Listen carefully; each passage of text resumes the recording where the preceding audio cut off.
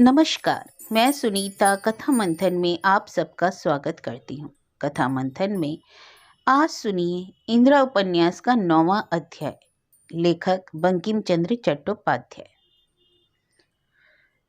उस दिन की बातचीत के अनुसार हम दोनों निश्चित समय से कलकत्ता से विदा हुए। वे मेरे साथ कालदिघी नामक उसी अभागी दिघी तक आए। दिघी पार करा के वे अपने घर की ओर चले गए। साथ के लोगों ने मुझे महेशपुर तक पहुंचा दिया। गांव के बाहर ही मैंने सिपाहियों और कहारों को रुक जाने को कहा। फिर अकेले पैदल ही गांव में घुसी। पिता का घर सामने देखा तो एक निर्जन स्थान पर बैठकर मैं खूब रोई। जब सामने जाकर पिताजी को देखकर प्रणाम किया तो मुझे पहचान कर वे प्रसन्नता से बेबस हो गए। मैं इतने दिनों कहाँ रही, कैसी रही, इस संबंध में किसी से कोई बात ना की। माता पिता के पूछने पर भी कह दिया कि यह सब बातें कभी बाद में बताऊंगी। फिर बाद में अवसर पाकर कुछ मोटी मोटी बातें उन्हें बता दी, पर पूरी बात नहीं कही। इतना समझा दिया कि इधर कै दिनों से मैं अपने स्वामी के ही पास थी, उन्हीं के पास से आ भी रही हूँ। वे भी 1-2 दिन बाद यहाँ आएंगे। लेकिन सब बातें कुछ तोड़कर कुछ चुराकर कामिनी से बताई। कामिनी मुझसे सिर्फ 2 वर्ष छोटी है। मजाक करना उसे अच्छा लगता है। उसने कहा, दीदी जब जीजा जी इतने भारी गोबर गणेश हैं तब उनके साथ एक तमाशा क्यों ना किया जाए। ठीक है, मुझे कोई आपत्ति नहीं। फिर हम दोनों बहनों ने राय की और सबों को सिखा पढ़ाकर ठीक किया। माँ बाप को भी सिखाना पड़ा। समझाया कि दामाद के सामने यह प्रकट ना करे कि इंदिरा लौट आई है। 2 दिनों बाद दामाद आए। माता पिता ने उनका खूब आदर सत्कार किया। मैं आ गई हूँ यह बात भीतर बाहर वे किसी के मुंह से सुन ना सके, खुद भी संकोचवश किसी से पूछ ना सके। इसलिए जब वे घर के भीतर जलपान करने आए तब भी वे काफी उदास थे।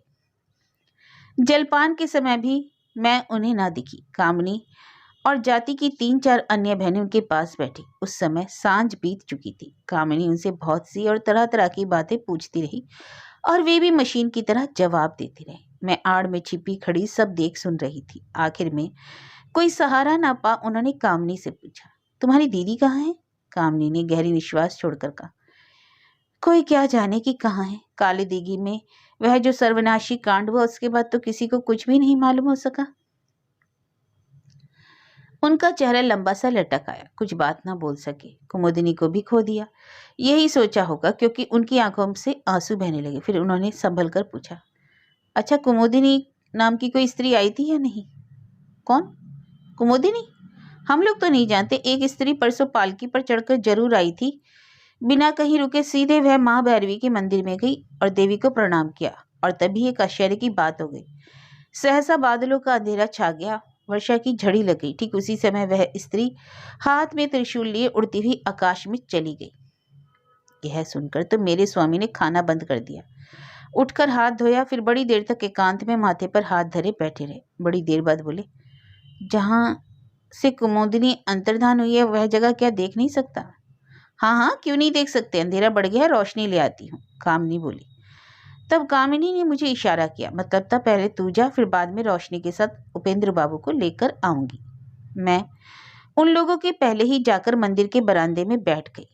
वहीं लालटेन रखकर कामिनी मेरे स्वामी को मेरे पास लाई। वे सीधे आकर मेरे पैरों पर गिर पड़े। बोले, कुमुदिनी कुमुदिनी अगर आ गई तो अब मुझे मत छोड़ना। थोड़ी देर बाद कामिनी बोली, आ दीदी चलिए। यह आदमी तो कुमुदिनी को पहचानता है, तुम्हें नहीं पहचानता। स्वामी ने अति आतुर भाव से पूछा, दीदी? कौन दीदी? कामिनी ने क्रोध दिखाकर कहा, मेरी दीदी इंदिरा, कभी नाम नहीं सुना है क्या। यह कहकर दुष्ट कामिनी ने लालटेन बुझा दी और हाथ पकड़कर मुझे खींच ले आई। हम दोनों खूब दौड़कर आ गए और वे हमारे पीछे पीछे, लेकिन अंधेरा था, रास्ता भी अनजान। तभी एक चौखट से हल्के से टकरा गए। हम दोनों पास ही थे। हम दोनों ने हाथ पकड़कर उठाया। कामिनी ने धीरे धीरे फुसफुसा कर कहा, हम लोग विद्याधरी हैं, तुम्हें बचाने के लिए साथ साथ घूमती हैं। यह कहकर उन्हें खींचती हुई हम दोनों उन्हें एक प्रकार से घसीटकर कमरे में ले आए। वहां काफी उजाला था। हम दोनों को देखकर प्रसन्न होकर बोले, अरे वाह, यह तो कामिनी और कुमुदिनी दोनों हैं।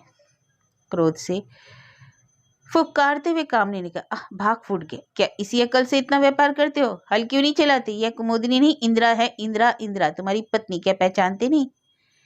मेरे स्वामी तो खुशी के मारे बेहोश होते हुए मुझे गोद में उठाने के बदले कामिनी को ही उठा लिया, और वह भी कम न थी। उनके गाल पर एक चपत मारकर हंसती हुई भाग गई। उस दिन की खुशी की बात। जो खुशी थी बातों में नहीं बता सकती। घर में खूब हंगामा मचा, उत्सव भी हुआ। काल दिघी की उस डकैती के बाद मेरे भाग्य ने जो मेरी गति की उसका विस्तृत वर्णन मैंने इस समय अपने स्वामी को सुना दिया। सुभाषिनी और रमन बाबू ने जिस प्रकार जाल रचकर उन्हें कलकत्ता बुलाया था वह भी बताया। वे थोड़ा नाराज भी हुए, बोले भला मुझे इतना नचाने की क्या जरूरत थी। तब मैंने बताया कि क्या जरूरत थी। वे सुनकर संतुष्ट हुए, लेकिन कामिनी किसी तरह भी संतुष्ट नहीं हुई। बोली तुम्हें कोलू के चारों ओर नहीं घुमाया, वैसे ही छोड़ दिया। यही भर दीदी का दोष है। अब फिर शान दिखाने लगे। जब हम लोगों को के आलता रंगे श्री चरणों से अलग पुरुष की कोई गति नहीं तो फिर इतनी शान किस बात की। इस बार मेरे स्वामी ने भी उत्तर दिया, लेकिन तब पहचान नहीं सका था ना, और तुम लोगों को पहचाना जा सकता है क्या। कामिनी उसी तरह फुफकारती हुई बोली, तुम पहचानोगे, यह तो विधाता ने तुम्हारे माथे पर लिखा है। रथ यात्रा के समय सुना नहीं, कहते हैं ना, कृष्ण तुम्हें भला कौन पहचाने, हम तो सिर्फ यमुना किनारे की हरी हरी घास ही पहचानती हैं। तुम्हारी बांसुरी की आवाज सुनकर तुम्हारे चरण चिन्ह खोजती हैं, उसमें जो ध्वज वज्र अंकुश के चुन हैं, उन्हें भला हम पशु जाति क्या पहचानेंगे। प्रवचन सुनकर मैं किसी तरह भी अपनी हंसी रोक न सकी। मेरे स्वामी ने कामिनी से कहा, जा जा और अधिक मत जला, देवता का उत्सव मनाया है, उसके बदले में यह पान का बीड़ा तो ले आ। कामिनी ने मुंह बनाकर कहा, अरे दीदी, जीजा के पास बुद्धि भी है, यह सब मैं तो यही देख रही हूँ। क्या हुआ। बाबू ने पान डब्बा रखकर पान का बीड़ा दिया है, क्या यह बुद्धि का काम नहीं है। तब तुम एक काम करना, बीच बीच में अपने पैर पर हाथ रखने देना, ऐसा करने से हाथ बढ़ जाएंगे। मैं क्या उन्हें अपने पैरों पर हाथ रखने दे सकती हूँ, वे मेरे पति देव हैं, मेरे स्वामी। अरे देव कब रहे, पति अगर देवता होता तब इतने दिन तेरे पास उपदेवता क्यों बने रहे। देवता तो तब हुए जब उनकी विद्याधरी चली गई, विद्या को पकड़ने जाकर भी वे पकड़ न सके। सो देखो जीजा, तुम्हारे पास जो विद्या है उसके साथ धर पकड़ करना करना ही ठीक होगा। वह विद्या ही बड़ी विद्या है जो पकड़ में ना आवे। अरे तू तो बहुत बोलने लगी कामिनी, यही तो मेरा दोष है। अरे जो चाहे कहो, तुम बच्ची हो, मेरे स्वामी ने कहा। अभी माँ ने पुकारा। कामिनी जल्दी ही माँ के पास से वापस आकर बोली, जानते हो माँ ने क्यों पुकारा, तुम्हें 2 दिन और रुकना है, अगर 2 दिन नहीं तब 2 दिन बाद हम जबरदस्ती नहीं रोक सकते। हम दोनों ने एक दूसरे को देखा। कामिनी फिर बोली, क्या हुआ। स्वामी ने कहा, सोच रहे हैं। माता पिता के अनुरोध पर मेरे स्वामी रुकने को राजी हो गए। वह दिन भी बड़े मजे में बीता। शाम के बाद झुंड के झुंड गांव की लड़कियां आईं और मेरे स्वामी के साथ गप करने बैठी। उस घर के एक कोने में तो मजलिस ही जुट गई। कितनी लड़कियां आईं, कितने कर्णफूल झुमके इयरिंग बिजली की भांति चमकने लगे। पान से लाल होठों के पीछे कितनी दंत पंक्तियां चमकी। मेरे स्वामी यह सुंदरी सेना देखकर भयभीत हो उठे। इस भयंकर रणभूमि में उन्होंने रक्षा के लिए मुझे इशारे से बुलाया, लेकिन मैंने एक सेनापति की तरह विश्वासघात किया, इस युद्ध में उनकी सहायता नहीं की। ऐसी मजलिसों में बहुत सी निर्लज बातें भी स्वाभाविक रूप से हो जाती हैं, इसलिए मैं और कामिनी वहां नहीं गई, बाहर ही रही।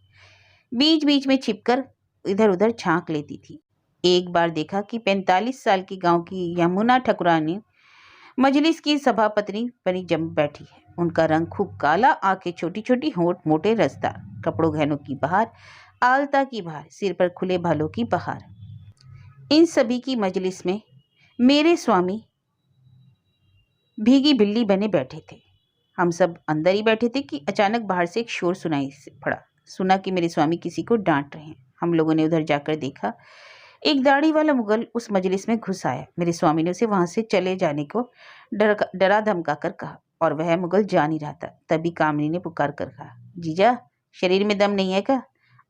है क्यों नहीं, तो मुगल का गला पकड़ कर ढकेल क्यों नहीं देते। तभी वह भागा, और उसके भागते समय आगे बढ़कर मैंने उसे पकड़ना चाहा तो उसकी दाढ़ी हाथ में आ गई। मैंने देखा और दाढ़ी यमुना दीदी पर फेंक दी। सभी हंस पड़े। इस तरह दोपहर रात बीत गई। दूसरे दिन पति के साथ पालकी पर बैठकर मैं अपने ससुराल गई। पति के साथ जा रही हूँ, यह तो अपने आप में ही सुख था, लेकिन सेवा के लिए जा रही हूँ, यह एक दूसरे ही प्रकार का महान सुख था, जिसे कभी पाया नहीं, उसे ही पाने की उम्मीद में जा रही हूँ। इस समय जो कुछ पाया था वहीं आंचल में बांध कर ले जा रही हूँ। एक तो कवि का काव्य, दूसरा धनी का धन। धनी का धन क्या कवि के काव्य के समान है, जो धन कमा कमा कर बूढ़े हो गए हैं। वे भी ऐसी बातें नहीं कहते। वे कहते हैं कि फूल जब तक पेड़ पर खिलता है तभी तक सुंदर रहता है, तोड़ लेने पर उसका सौंदर्य नष्ट हो जाता है। स्वप्न देखना जितना सुखमय होता है, क्या स्वप्न की सफलता भी उतनी सुखमय होती है? धन कभी सुखदाई नहीं होता, सिर्फ हम लोग उसे सुखदाई समझते हैं। काव्य ही असली सुख है, क्योंकि काव्य आशा है और धन तो केवल भोग है, वह भी सबके भाग्य में नहीं होता। सो मैं बड़ी खुशी से ससुराल चली और इस बार निर्विघ्न पहुंच भी गई। मेरे स्वामी ने अपने माता पिता के सामने सभी बातें खूब विस्तार से कही। फिर रमन बाबू का पुलिंदा खोला गया, उसमें लिखी और मेरी कही बातें पूरी तरह मिल गई और मेरे सास ससुर संतुष्ट हो गए। गांव समाज के लोगों ने भी पूरा हाल सुनने के बाद कोई बात नहीं उठाई। मेरी सारी बातें मैंने बताते हुए विस्तार से सुभाषिनी को पत्र लिखा। सुभाषिनी के लिए सदा ही मेरे प्राण रोते रहते। मेरे अनुरोध पर मेरे स्वामी ने हरानी के पास मेरी ओर से 500 रुपये भेज दिए।